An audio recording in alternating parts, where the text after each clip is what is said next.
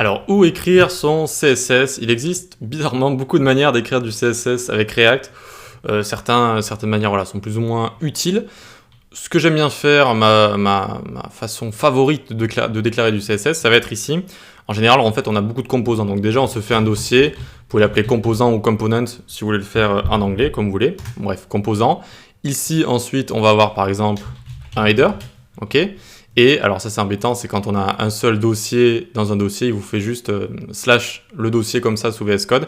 Donc je vais juste en créer un autre. Donc imaginons on a le header et on a aussi voilà, le footer, tac, très bien, comme ça le présente plus correctement.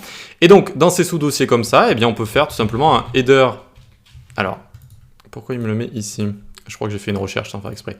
Tac, hop, voilà, un header.css. Et alors ici vous avez une shortcut pour faire ça, c'est Maj Alt P si je dis pas de bêtises. Ah oui c'est ça, c'est CTRL Maj P. Et là il va vous proposer New File ici, si vous voulez les écrire comme ça d'affilée. Et là vous faites header.js comme ça. Ok. Et donc vous avez les deux et vous pouvez créer à la fois votre JavaScript, votre composant, etc., votre logique. Et vous avez juste à importer votre header.css dans votre header.js juste ici. Ok, donc je trouve que c'est une des meilleures manières, c'est un peu ce qu'on fait ici avec app.js, hein, c'est juste que c'est pas dans un sous-dossier.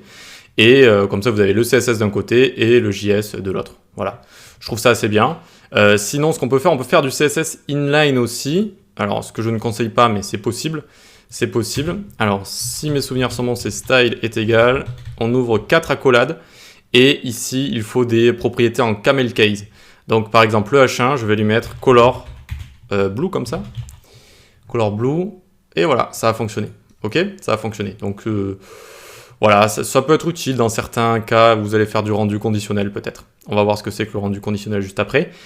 Et donc camel case, je disais parce que, imaginons background color, background, j'ai dit, background color, ça s'écrit comme ça du coup, d'accord, background color blue. Il faut faire du camel case comme ça, avec la première lettre en minuscule. Et le reste en majuscule, chaque nouveau mot en majuscule comme ça, ok? Donc ça, c'est pour le style, rien de plus à vous montrer pour l'instant. On va se garder ce dossier composant, vous allez voir, parce qu'après on va s'en créer des petits. On va se faire, voilà, on va imiter une application de base. Donc on se garde ce dossier composant. Ce qu'on va faire dans la prochaine vidéo, on va voir comment créer un bouton, comment lier un événement et comment exécuter des choses dans un composant une fois qu'on clique dans notre contenu juste ici. Allez, à tout de suite.